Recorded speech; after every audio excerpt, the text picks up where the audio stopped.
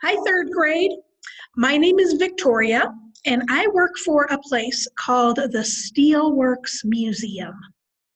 Have you ever heard of this place before? The Steelworks Museum? Well, here at the museum, we teach people about steel, how it's made, the people who made the steel, and in particular, a very special place that makes the steel called the Colorado Fuel and Iron Company. For short, we just call it CF&I. And this was a very important place in Pueblo's history because this was the place that made the steel. And that steel was used all over the American West. In this steel mill, which is kind of like a factory, the workers made fence posts, nails, wire, bridges, all sorts of different things that were used to build the American West. So today, I would like to tell you a little bit about how this steel mill helped to contribute to Pueblo's history. So let me share my screen here so that you can see some of the things that I'm going to be talking about today. So as you know, our steel mill here in Pueblo started in 1872 by this man, General William Jackson Palmer. And General Palmer, he was many different things. He was an entrepreneur, and this is a person who comes up with a great idea and then he figures out, or she figures out, how to turn that idea into a business. So his idea was to make railroad tracks to ship different products from places around the West. General Palmer was also an architect, and this is a person who designs and creates buildings and other built structures. He also was an engineer, and an engineer you could think of as a person who solves different problems. And engineers and architects, they work together a lot. General Palmer was also a job called a city planner. And he thought, as an entrepreneur, if he was going to start this big business of a steel mill, he obviously needed a lot of workers. And he thought that if he was going to have a lot of workers working for him, he needed to take care of them. So he did this by creating a town where the workers would live and other things within the town that would help the workers out. So here you see this picture of General Palmer and his colleagues. So these are people that worked with him and for him, and they helped to plan out this new city that surrounded the steel mill. In later years, he also helped to plan the city of Colorado Springs. As I mentioned, if you were going to have a lot of workers back in the 1800s and early 1900s, you probably should take care of them so that they would do a good job for you. So he built parts of Pueblo for his railroad workers to live. And the part of Pueblo that he built to help contain all of his steel workers is called Bessemer. This part of town that you see in this picture was where the railroad workers worked and lived. And this structure right here in the middle of the picture, this is what is known today as the Rawlings Library. Now, he didn't build Rawlings Library, but this is just to give you an idea of kind of the part of town where Palmer designed for his railroad workers to live. So in that part of town, you can see a lot of the houses that Palmer designed and built. A lot of the streets that he designed and built are still there today. Obviously, a new city has to have places for people to work. And of course, the place where people worked was at the steel mill making steel and railroad tracks and other steel products. The company built houses for the workers, like I mentioned before. And it also encouraged workers to make their homes beautiful. And this was done by planting trees and flowers, and they put up fences to make the towns pretty. Some of the CF&I houses that the company built for the workers looked like this, with a porch. You can see a tree right here and some bushes, again, to make the towns pretty. Other houses were made of different materials. They were made of stucco, they were made of brick, and this house was actually made of what's called sod. And sod is like mud and dried grass that's packed together really firmly, and it makes kind of a brick shape. And that was used as a building material to build this house. Some of the houses were also made of wood, as you can see in this picture. The steel mill also built schools in these towns for the workers' children to attend. Kids couldn't just run around crazy throughout the town. They had to become educated and go to school during the day. So this picture, I think, might be third grade. And this picture was taken February 4th, 1926. And the reason why I think this class might be third grade is if you look back here at the lesson that's on the chalkboard, this is multiplication. And I think in the third grade, I think you learn how to do multiplication.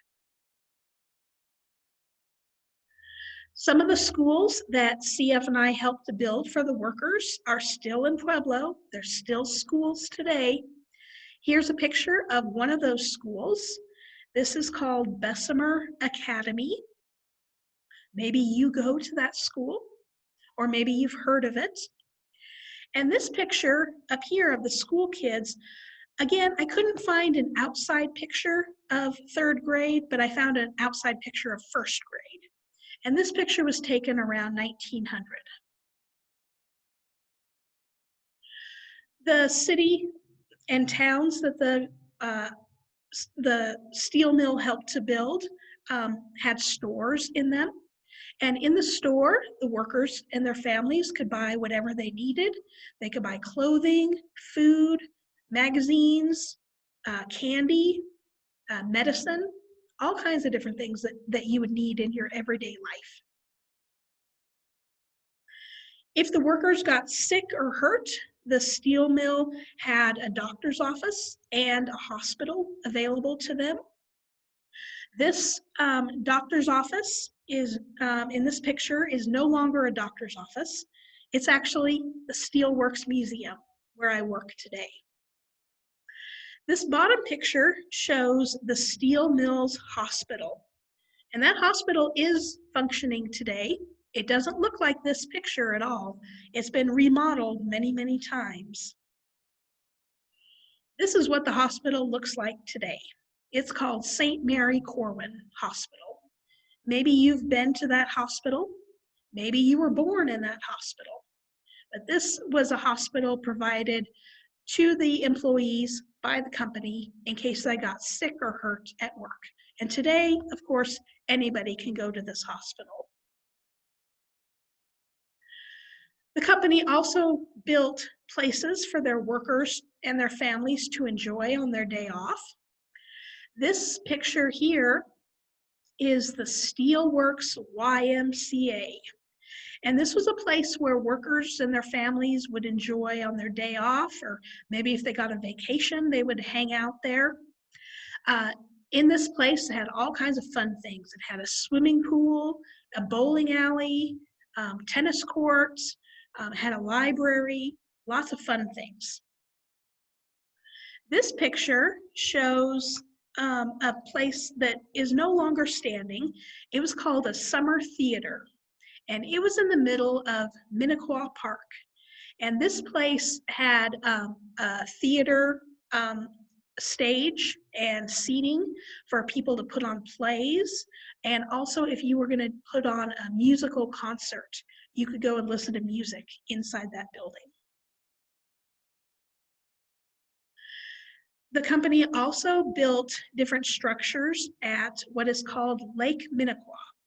And around the lake, which is still standing today, they had an amusement park. So as you can see, these people are going on a boat into Lake Minnequaw.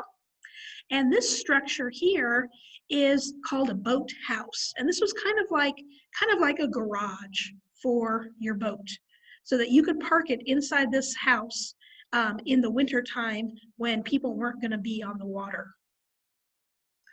They also had, in this amusement park, they had this structure, and this is kind of like, it's called a carousel, and it's kind of like a giant merry-go-round, and you can actually ride on that today. It's inside of City Park near the kiddie rides, and as you know, there's like a structure, kind of like a garage, that goes around it to help protect it.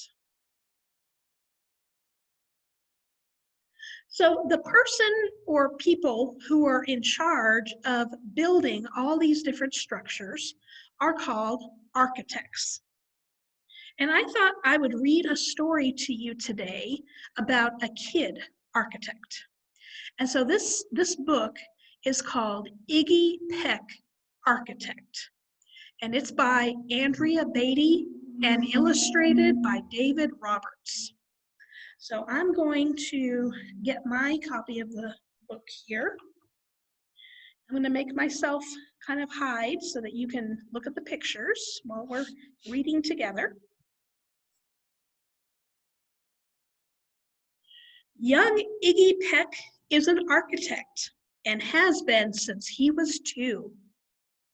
When he built a great tower in only an hour with nothing but diapers and glue. Good gracious, Ignatius, his mother explained. That's the coolest thing I've ever seen. But her smile faded fast as a light wind blew past, and she realized those diapers weren't clean. Ignatius, my son, what on earth have you done? That's disgusting and nasty. It stinks. But Iggy was gone. He was out on the lawn using dirt clods to build a great sphinx. When Iggy was 3, his parents could see his unusual passion would stay.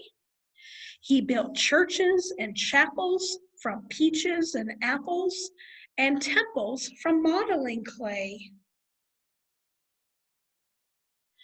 At dinner one night, to his father's delight, Iggy got a bright gleam in his eye, and out on the porch built the St. Louis Arch from pancakes and coconut pie. Dear Ig had it made until 2nd grade, when his teacher was Miss Lila Greer. On the very first day, she had this to say: "We do not talk of buildings in here. Gothic or Romanesque, I couldn't care less about buildings, ancient or new."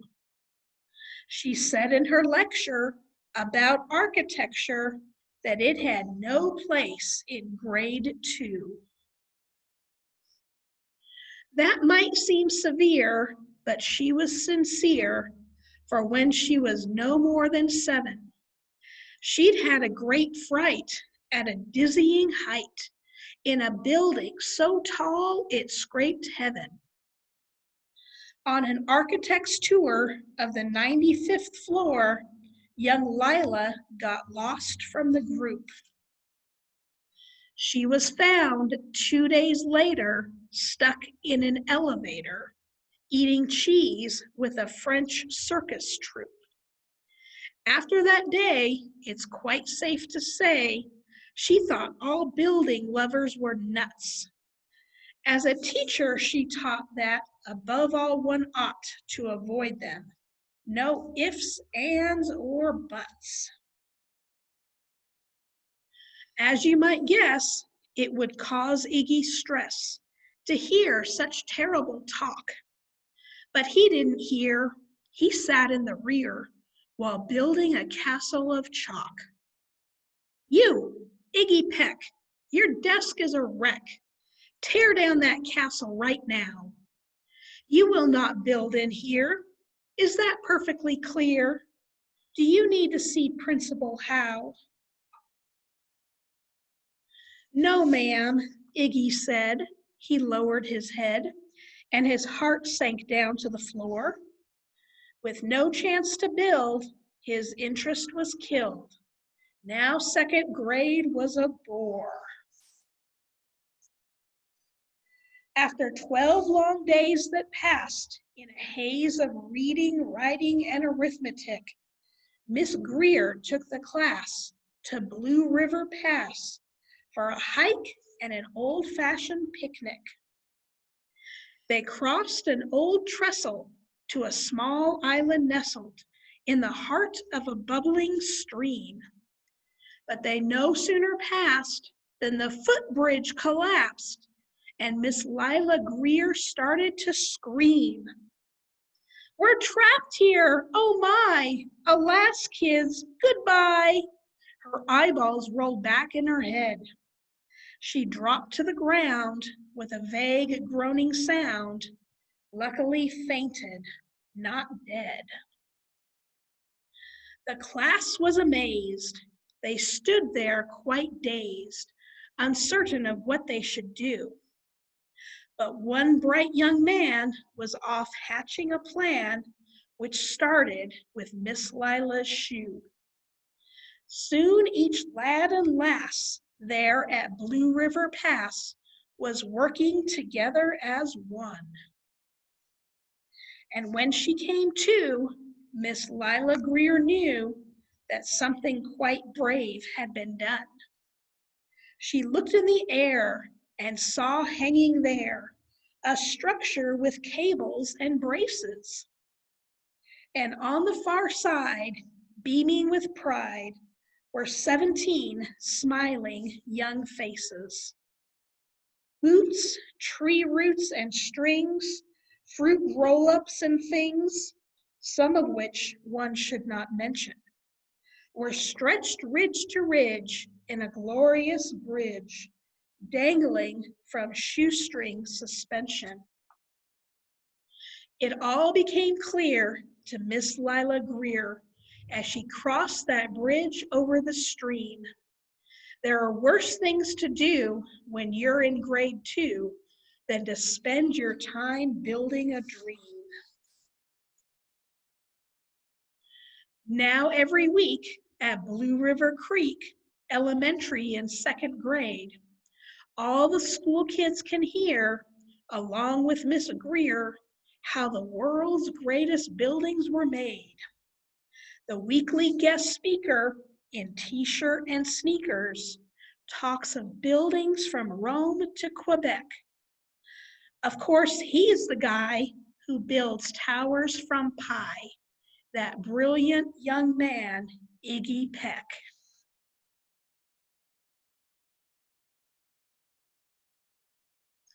Well, I hope that you enjoyed that story. And now we're going to do a hands-on project. And for this project, let me make my picture here big. You're going to need a couple of supplies. And just like Iggy Peck, we're going to use things that are found around the house. So for this project, you're going to need some toothpicks, some marshmallows, some paper. Now this paper is actually called cardstock. And this is a little bit heavier than regular school paper, But if that's all you have at home, then you can just use that, just regular paper. And you're also going to need some found objects around your house. Now here at the museum, I found a few things that I'm going to use in my bridge building experience. I have some little cubes here, and these little cubes are used to build different things. And again, if you don't have these, that's okay. Just use things that you find around the house. So I'm going to use these little cubes. I also found some beads. Okay, these are star-shaped, but again, you can use whatever kind of items you have around the house. I have some of these kind of nuts. Here, different sizes. I have some of these round metal items. Okay, these are called washers. And I have these little tiny circles here. Okay. So those are the items that I'm going to use. But again, you use the types of materials that you can find around the house. The only thing is that they have to be kind of small. So if you think about architects and the shapes that architects use in their work, when you look around Pueblo, have you ever seen a round or a circle-shaped building? Think about that. You ever seen a circle-shaped building around Pueblo? No, I haven't either. Why do you think this is? Well, if you think about shapes and you think about buildings, buildings have to be pretty strong. Maybe the reason you've never seen a circle-shaped building is because circles aren't very strong shapes. But you have seen squares and rectangles in the buildings. I'm sure you have. Next time you're in the car with mom and dad driving around Pueblo, look at the shapes of the buildings. I bet most of them you'll find are squares or rectangles. So I said you're going to need some toothpicks and you're going to need some marshmallows. I want you to use toothpicks and marshmallows to build a bridge. So like I said earlier, think about shapes, think about squares and rectangles. And if you can build a square out of toothpicks and toothpicks and marshmallows, just like I did here, you can see it's pretty strong, but it is kind of flimsy. So if I'm going to make a bridge out of this, I might need a couple more toothpicks to help support it. I could build a bunch of toothpicks that go and fill in this square, or I can take a couple of toothpicks and I can poke them into my marshmallow like this. And now, do you see? Instead of a square, I have one triangle here and one triangle up there. If I want it to be really strong, I can take my toothpick and I could put it in the opposite direction. And now instead of two triangles, now I have 1, 2, 3, 4 triangles. Now, if I try to swoosh this square, it has a lot more strength. And you can try this experiment as well. So, knowing that, I'm going to tilt this camera down and show you how you're going to build this bridge. Now, again, this is my design. You can design it however you want because you're the architect in this situation. Let me move the camera down here. So you can see we have two parts to our bridge, and we have those X's, those 4 triangles. And then on the sides, I put a couple of toothpicks to help hold it up. Then I'm going to take my piece of paper and I'm going to put it on top here. Just like this. And I'm going to estimate. In the science world, it's called hypothesize. And that just means I'm going to give it a guess. How much weight can this little bridge support before it comes crashing down? Well, let's look here. So I have my little tiny circles that I showed you before. Has quite a few on there. I'll take a couple of my star-shaped beads, those on there. Okay, and a couple of my little building cubes. Let's try maybe 3 of them.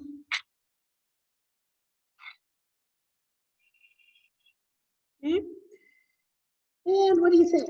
So we try one of these kind of washers. Oh, it fell. Okay. So that's what I want you to do with this experiment, is I want you to build a bridge using only toothpicks and marshmallows. And then I want you to use things found around your house to test the weight of your bridge. Just like Iggy Peck did when he was on that picnic. He and his classmates found different things around in the picnic area to build the bridge for Miss Greer. You're going to find found things around your house to make your own small bridge. Then you're going to hypothesize or guess how much weight can your bridge support before it comes crashing down. So thank you so much for watching this video today, and I hope to see you at the museum sometime soon. Bye.